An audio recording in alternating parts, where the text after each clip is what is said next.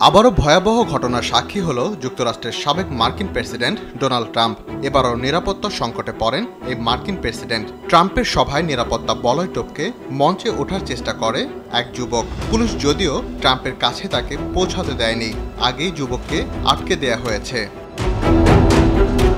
শুক্রবার পেনসিলভেনিয়ার জনস্টাউন এলাকায় সভা করছিলেন ট্রাম্প। এই সভায় প্রচুর জনসমাগম হয়েছিল। খোলা মঞ্চে দাঁড়িয়েই ভাষণ দিচ্ছিলেন তিনি। আচমকা এক যুবক ভিড়ের মধ্য থেকে মঞ্চের দিকে এগিয়ে যান। তিনি মঞ্চে ওঠার চেষ্টা করছিলেন।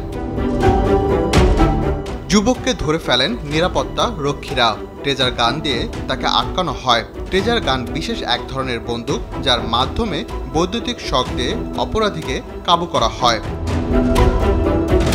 দ্রুত ওই যুবককে ঘিরে ফেলেন নিরাপত্তা রক্ষীরা। তার উদ্দেশ্য কি ছিল এখনো স্পষ্ট নয়। তার কাছে কোনো অস্ত্র ছিল কিনা তাও জানা যায়নি। প্রত্যক্ষদর্শীরা জানিয়েছেন, মঞ্চে সংবাদ মাধ্যমের ভূমিকা নিয়ে কথা বলছিলেন ট্রাম্প। সংবাদ মাধ্যমের ভূমিকার সমালোচনা করছিলেন তিনি। সে সময় প্রেস গ্যালারির দিকে উত্তেজনা সৃষ্টি হয়। তখনই যুবক মঞ্চের দিকে এগিয়ে যান।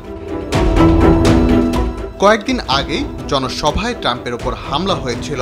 তাকে লক্ষ্য করে এক যুবক গুলি চালিয়েছিলেন। সেই গুলি লাগে ট্রাম্পের কানে। মঞ্চেই রক্তাক্ত অবস্থায় কানে হাত দিয়ে বসে পড়েছিলেন ট্রাম্প। পরে তাকে ঘটনাস্থল থেকে সরিয়ে নিয়ে যাওয়া হয়। ট্রাম্পকে লক্ষ্য করে গুলি চালানো ওই যুবককে ঘটনাস্থলেই গুলি করে হত্যা করে আমেরিকার সিক্রেট সার্ভিস।